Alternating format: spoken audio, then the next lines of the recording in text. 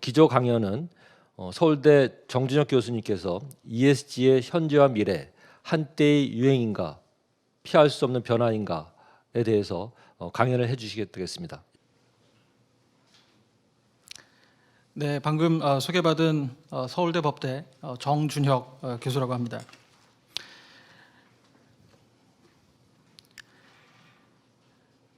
요즘 저 언론이나 주변 분들을 통해서 ESG 말씀을 많이 들으셨을 거리라고 생각을 합니다. ESG라는 용어 자체는 이게 나온 지가 상당히 되었습니다만은 특히 최근 1, 2년간 논의가 폭발적으로 증가하고 있고 이른바 이제 ESG 열풍이다라고까지 말씀을 드릴 수 있지 않을까 싶습니다. 근데 이제 여러분들 중에서는 이런 ESG 열풍이 언제까지 갈 것인가, 그리고 잠시의 유행은 아닐까, 이런 생각을 하시는 분들이 계실 것 같고요.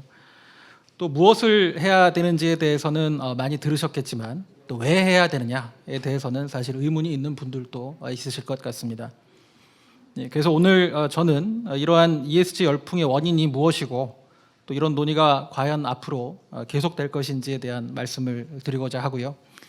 또 이와 함께 현 단계가 지금 ESG 관련돼서 그 국내외적으로 법제도들이 정립이 되는 초기 단계인데 우리나라 정부나 기업의 과제는 어떤 게 있을지 간단히 말씀을 드리도록 하겠습니다. 잘 아시는 것처럼 ESG 관련돼서는 전 세계적으로 아주 논의들이 많았고 여러 가지 주장들이 있었습니다만은 그 중에서 이제 가장 유명하고 가장 주목할 만한 거는 2019년에 그 미국 그 비즈니스 라운드 테이블에서 발표한 성명서라고 할 수 있겠습니다. 비즈니스 라운드 테이블이라는 곳은 그 미국 내 그 주요 기업 CEO들의 단체입니다. 그래서 상당히 영향력이 있는 그런 곳으로 평가를 받고 있고요. 여기서 2019년 8월에 회사의 목적에 대한 성명서라는 걸 발표를 하면서 기업들이 고객, 근로자, 공급자, 지역사회 등 이해관계자들한테 기여를 해야 된다, 이런 선언을 하고, 그리고 주주들에게 장기적인 가치를 제공하고 투명성과 효율적인 참여 기회를 줘야 된다, 이런 이제 성명을 발표를 합니다. 그런데 한 가지 놀라운 것은 이 똑같은 단체가 한 20년 전에는 완전 정반대 취지의 그런 성명서를 발표를 했습니다. 한 20년 전인 1997년에 발표한 성명서를 보면은 기업의 주된 목적은 주주이익 추구에 있다, 이렇게 성명을 발표를 하고요. 그리고 이해관계자 이익을 추구하는 것은 가능하지 않다, 이런 정반대의 성명을 발표했기 때문에 사실은 상당히 놀라운 변화라고 평가를 받고 있습니다. 그런데 회사 CEO들만 이런 선언을 한 게 아니고요. 투자자인 자산운용사도 이런 식의 전환을 하게 됩니다. 여러분들이 잘 아시는 이제 블랙락이라는 그 회사가 있고요. 여기가 이제 세계 최대 자산운용사입니다.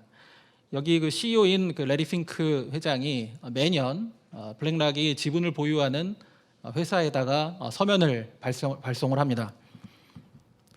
그런데 2018년 서면의 내용이 기업이 사회적 목적을 수행을 해야 된다, 재무 성과만 중요한 게 아니라 사회에 어떻게 기여할 수 있는지를 보여줘야 된다, 이해관계자들의 이익을 추구해야 된다, 이런 이제 설명을 발표하고, 그리고 이제 매년 비슷한 취지의 내용을 발표를 하다가 올해 들어서는 기후변화 대처라든지 아주 구체적인 목표들을 제시하기까지 이르렀습니다. 근데 사실 이제 블랙락만 이런 선언을 하는 것이 아니라 미국에서 이제 소위 말해서 빅3라는 그 3대 자산 운용사가 있습니다. 블랙락 말고 이제 뱅가드랑 스테이트 스트리트, 이렇게 세 곳을 이제 빅3라고 하는데, 이 빅3 회사들이 그 미국 S&P 500 지수에 속한 회사 거의 대부분의 한 20% 정도를 지분을 갖고 있습니다. 그러니까 아주 큰 영향력을 갖고, 또 회사의 CEO들 입장에서는 이 빅3들의 그 요청을 무시할 수 없는 그런 영향력을 갖고 있는데, 이런 빅3 그 자산운용사들이 모두 ESG 요소를 투자랑 의결권 행사에 반영을 하겠다, 이렇게 선언을 합니다. 근데 자산운용사들도 마찬가지로 불과 한 10년, 20년 전만 해도 정반대의 이야기를 합니다. 기업의 수익을 달성하는 것이 CEO들이 할 일이다, 이런 선언을 했는데 역시 최근 들어서 이런 극적인 변화를 보이고 있습니다. 그러니까 정리를 하자면은 기업의 CEO들뿐만 아니라 기업의 주주들, 투자자들이 똑같은 메시지를 내고 있다라는 점을 알 수가 있습니다. 유럽으로 한번 넘어가도록 하겠습니다. 사실 이제 가장 ESG 관련된 논의가 활발하고 또 법제도로까지 이어지고 있는 것은 뭐 유럽이라고 할 수가 있고요. 유럽 같은 경우에는 이 정부 차원에서의 여러 가지 그 조치들이 진행이 되고 있습니다. 대표적으로 2019년 12월에 EU 집행위원회 위원장이 이제 새로 취임을 하셨는데 이분께서 이제 6가지 핵심 과제를 제시를 하는데 그 중에서 이제 첫 번째로 제시를 하는 게 소위 말하는 그 유로피안 그린딜입니다. 그러니까 기후 변화를 문제를 해소하고 기후 중립을 통해서 EU의 번영을 이끌겠다 이렇게 얘기를 하고요. 또 EU 그 집행위원회의 의뢰를 받아서 2020년에 EY에서 보고서를 제출을 하는데 그 내용이 이런 사회적 문제의 원인은 단기적 주주가치 추구에 있다라는 상당히 기존 관점에서 봤을 때는 상당히 충격적인 그런 보고를 하게 되고 그 결과에 따라서 각종 공시라든지 뭐 투자 관련된 분류 체계라든지 인권 실사라든지 여러 가지 법제도들을 진행을 하고 있습니다. 사실 이게 뭐 유럽연합만 이런 것이 아니고 영국이나 프랑스 같은 유럽 국가들은 상당히 예전부터 진행을 했고요. 영국 같은 경우에는 2006년 회사법 개정을 통해서 이사가 이해관계자 이익을 고려를 해야 된다라는 것을 명시적으로 넣고요. 또 프랑스 같은 경우에도 엠마누엘 마크롱 대통령의 주도하에서 2019년에 회사법을 비롯해서 여러 법들을 이제 개정을 합니다. 그래서 그 중에 핵심적인 내용이 회사가 의사를 결정할 때 이런 사회 환경적 영향에 대해서 고려를 해야 한다라는 문구가 프랑스 상법전에 들어가게 됩니다. 이런 식으로 이제 극적인 그런 변화들이 최근 몇 년 사이에 이루어지고 있는데 그렇다면 이러한 열풍의 원인은 무엇인가? 불과 몇 년 전만 해도 주주이익 추구가 최고다 이렇게 얘기를 하다가 이해관계자를 고려하고 ESG를 중시하게 되는 이런 분위기로 바뀐 이유가 무엇인지에 대해서 간단히 말씀을 드려보겠습니다. 첫 번째로는 뭐 사회적 정치적 압박을 우리가 얘기하지 않을 수가 없을 것 같습니다. 특히 미국 같은 경우에는 그 2008년 세계금융위기 이후에 주주단기주의라든지 이런 투자은행에 대한 그런 반감들이 상당히 증가한 것이 사실이고요. 그러다 보니까 지난 대선 과정에서 뭐 버니 샌더스라든지 엘리자베스 워렌 같은 그런 유력 정치인들이 여러 가지 주주 우선주의 모델에 대한 문제들을 제시를 하고 또 대기업에 대한 반독점 규제라든지 이런 이야기들을 하게 됩니다. 그리고 이제 뭐 코로나 얘기를 안 할 수가 없는데 코로나로 인해서 이제 전 세계적으로 분위기가 상당히 바뀌고 기업의 사회적 책임을 중시하는 그런 분위기가 고조가 되고요. 특히 이제 최근에는 잘 아시는 것처럼 이제 디지털 기술이 발전함에 따라서 소비자들의 보이콧이 예전보다 훨씬 쉬워지게 되고 파급력이 훨씬 강하게 됩니다. 그렇다 보니까 기업 입장에서도 사실 재무적인 성과를 위해서라도 소비자들이 중요하게 생각하는 이런 환경이나 사회 문제에 대해서 관심을 기울일 수밖에 없는 그런 분위기가 조성이 점점 되고 있습니다. 두 번째로 말씀드리고 싶은 것은 기후변화 문제 심각성에 대해서 전 세계적으로 인식이 상당히 높아지고 있다는 점이 되겠습니다. 2015년에 뭐 여러분들 들어보셨을 것 같은 UN 지속가능 발전 목표라고 해서 17가지 목표를 우리가 해결을 하자라는 것을 UN 총회에서 채택을 했고요. 특히 기후변화 쪽에서는 2015년에 이루어진 파리 협정이 뭐 아주 중요한 역할을 하고 있습니다. 그래서 이제 지구 평균 온도 상승폭을 산업화 이전 대비 최대 2도 이하로 제한하자라고 선언을 하고 우리나라를 포함해서 그 당사국들이 감축 목표를 제시를 하고 있습니다. 우리나라도 잘 아시는 것처럼 2030년까지 배출 전망 대비 37%를 감축하겠다 이렇게 이제 약속을 했기 때문에 사실은 이런 건 이제 정부 차원의 약속이다 보니까 이거를 각 국가 안에서 실행을 하는 그런 흐름으로 가고 있습니다. 유럽 같은 경우에는 앞서 말씀드린 것처럼 집행위원회 핵심 과제로 제시가 되고 있고요. 이것도 사실은 이제 사회적 압박이라는 것을 생각을 하지 않을 수가 없습니다. EU 회원국들 같은 경우에는 아무래도 기후 변화 문제에 대해서 심각성이 조금 더 높다 보니까 자연스럽게 이런 쪽으로 제도들이 흐르고 있고 또 이를 통해서 유럽 기업들이 그 친환경 산업에 있어서 상당히 경쟁력을 갖추게 되지 않겠느냐라는 기대감도 사실은 있는 것이 사실입니다. 자, 그렇다면은 지금까지 얘기를 들으셨으면 왜 기업에게 ESG를 요구하느냐 이런 생각이 드실 것 같습니다. 사실 이런 사회 환경 문제는 예전에도 있었던 거고 지금도 있는 거고 앞으로도 있는 건데 왜 하필이면 기업한테 요구하느냐 이런 생각을 하실 것 같고요. 그래서 ESG라는 게 이제 잘 아시는 것처럼 기업이 사업을 수행함에 있어서 이런 환경사회 지배구조 문제를 고려하고 또 투자자들은 투자를 하거나 의사결정을 할 때 이런 걸 고려하라는 건데 사실 이런 문제들을 우리가 인류가 해결하자라는 거에 대해서 뭐 반대할 사람은 사실 별로 없을 것 같습니다. 근데 사실은 이런 문제는 전통적으로 정부가 해결할 문제가 아니냐 이런 의문을 가지실 수가 있을 것 같고요.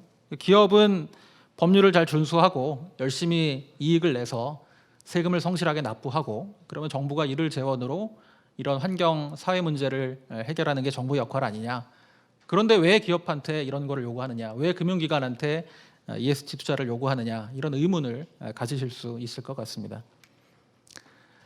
사실 이런 생각이 이런 의문이 상당히 합당한 측면이 있고 사실 이런 생각이 그동안의 전통적인 그 주주 우선주의 하에서 이제 하던 생각입니다.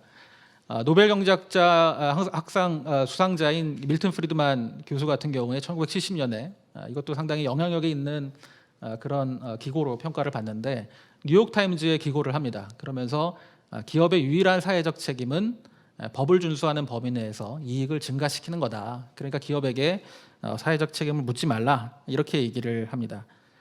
근데 사실 이 말씀 자체는 우리가 그때 사회적 분위기를 무시를 안 할 수가 없습니다. 이걸 이해를 해야지 잘 이해가 할 수 있는데 1970년대만 해도 미국에서는 그 CEO들의 힘이 아주 크고 상대적으로 주주이익 보호가 좀 소홀했던 그런 분위기에서 나온 발언입니다.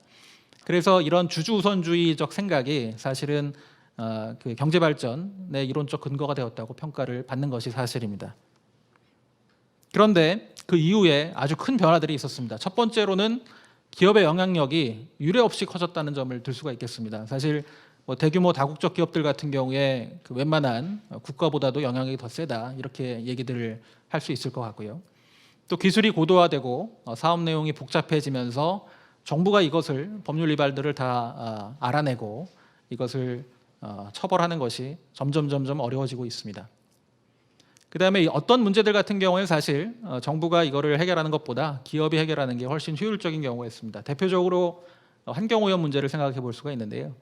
기업이 환경오염을 유발하고 나서 그거를 세금이나 벌금 같은 걸로 정부가 정화하는 것보다는 애당초 환경오염을 좀 줄이도록 유도를 하는 게 더 훨씬 효율적이지 않겠느냐 이런 생각들이 점점 등장을 하고 그래서 이런 변화한 환경에서는 기업에게 이런 ESG 문제들에 대한 고려를 요구를 해야 된다라는 생각들이 상당히 지배적으로 다가오고 있습니다. 자, 그렇다면은 이런 ESG 흐름이 과연 계속될 것인가? 이게 이제 오늘 강의의 주제이기도 한데요. 몇 년의 유행으로 끝날 거냐? 아니면은 우리가 이걸 정말 우리가 받아들여야 되는지에 대해서 간단히 말씀을 드리면은 당연히 정답은 상당히 지속 가능성이 있을 거다라는 점을 말씀드리고 싶은데 먼저 첫 번째 이유로는 연기금과 기관 투자자들이 ESG 문제를 중시한다는 점을 들 수가 있겠습니다. 잘 아시는 것처럼 자산운용사나 기관 투자자의 핵심 고객이 사실은 연기금이고 연기금은 또 올라가면 궁극적 수익자는 사실 일반 국민이 되겠습니다. 그렇기 때문에 일반 국민들이 이런 환경이나 사회 문제에 대해서 민감하면 민감할수록 연기금 역시 그런 문제들을 생각을 해야 되고 또 역시 연기금의 재산을 운용하는 자산운용사도 마찬가지라고 하겠습니다. 그렇기 때문에 연기금이나 기관 투자자들은 사실 ESG 문제를 무시할 수가 없고 이런 문제들을 적극적으로 반영할 수밖에 없고요. 앞서 말씀드린 것처럼 미국에서 자산운용사들이 여러 가지 선언을 한 것에는 사실 이러한 배경이 있지 않을까 그렇게 생각을 합니다. 그리고 영향력을 행사할 수 있는 지금 분위기도 상당히 조성이 되어 있습니다. 예를 들면 미국 같은 경우에 자산운용사들이 상장회사들의 지분을 한 20% 이상 지금 보유를 하고 있기 때문에 회사 경영진들은 이런 요구를 당연히 따라야 될 것 같고요. 또 우리나라로 넘어와도 잘 아시는 것처럼 이제 국민연금이라든지 그런 기관 투자자들의 주식 보유 비율이 상당히 높습니다. 물론 이제 우리나라 같은 경우에는 지배주주가 있는 회사가 많습니다. 미국 같은 경우에는 이제 지배주주가 없는 회사들이 상대적으로 많고 우리나라에는 이제 지배주주 있는 회사가 많기 때문에 이런 기관 투자들의 영향력은 미국보다는 조금 적지 않을까라고 생각을 해볼 수는 있겠습니다만은 어쨌든 한 가지 확실한 것은 이런 경향은 점점점 증가할 것이라는 점입니다. 두 번째로는 기후변화 문제에 대한 심각성을 말씀을 드려야 될 것 같습니다. 그리고 이제 기후변화 같은 경우에는 잘 아시는 것처럼 어느 한 나라만 잘한다고 이게 해결될 문제가 아닙니다. 그러니까 모든 나라들이 다 해야 되기 때문에 우리나라 입장에서 봤을 때는 국제적인 압력이 들어올 수밖에 없습니다.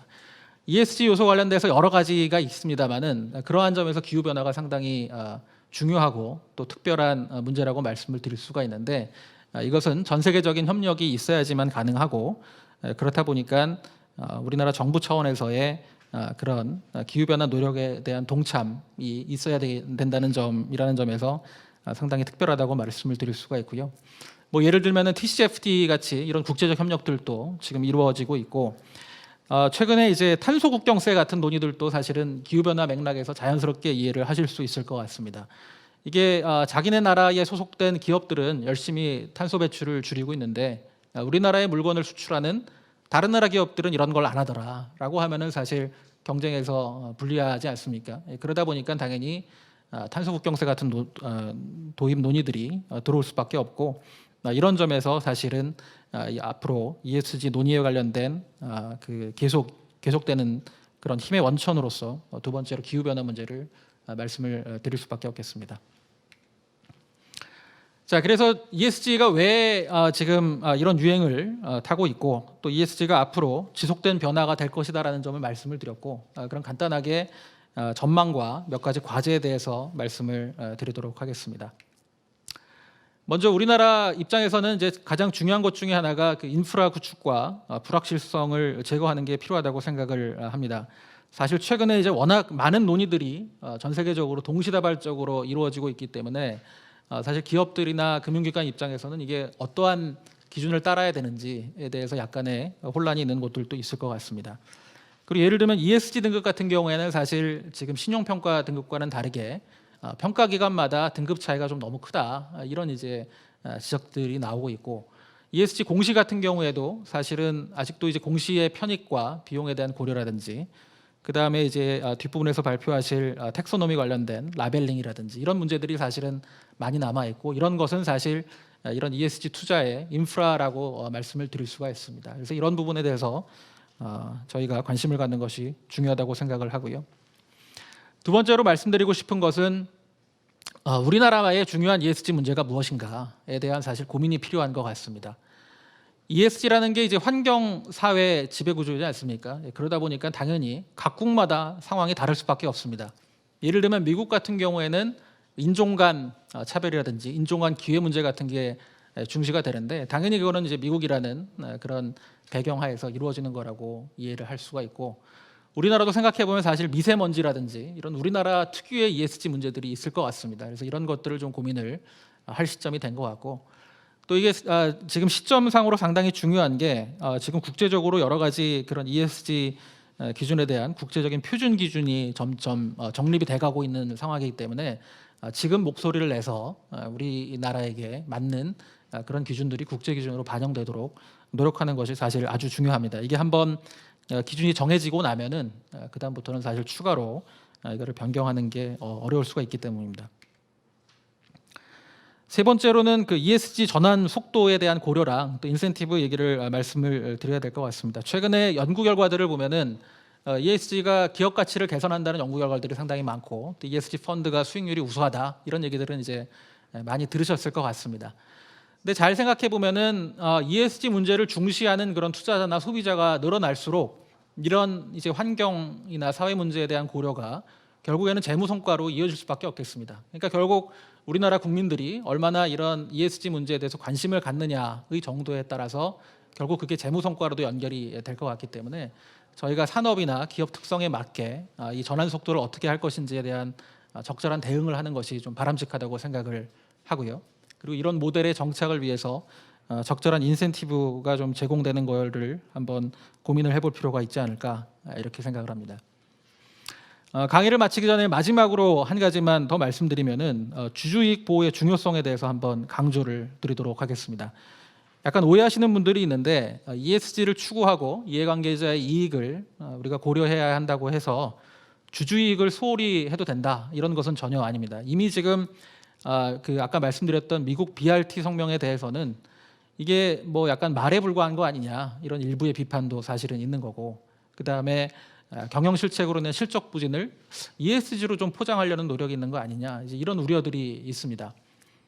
그렇지만 잘 아시는 것처럼 주주가 사실 가장 중요한 이해관계자 중에 하나고 주주이익 보호가 없는 기업의 지속 가능한 발전이라는 건 사실 상상하기가 어렵습니다. 그렇기 때문에 ESG 중에서도 가버넌스 그리고 그 중에서도 주주 보호의 문제에 대해서도 저희가 이 ESG 열풍 가운데에서도 항상 인지를 하고 고민을 해야 될 부분일 것 같습니다. 네, 이상으로 제 강연을 마치도록 하겠습니다. 경청해 주셔서 감사합니다. 안녕하세요. 저는 제2회 대한상의 ESG 경영 포럼 발표 진행을 맡은 법무법인 세종의 송수영 변호사입니다. 발표자들의 본격적인 발표에 앞서 ESG 관련한 여러 이해 당사자들의 관심사를 아우르는 훌륭한 기조 강연 잘 들었습니다. 특히 발표 말미에 ESG 전망과 과제 부분에서 언급 주신 ESG 평가 등급, ESG 공시, ESG 관련 기준들의 통합과 국제적 기준의 정립 관련하여서는 금일 발표에서도 핵심적으로 다뤄질 것으로 보입니다. 정 교수님, 훌륭한 기조 강연 다시 한번 감사드립니다.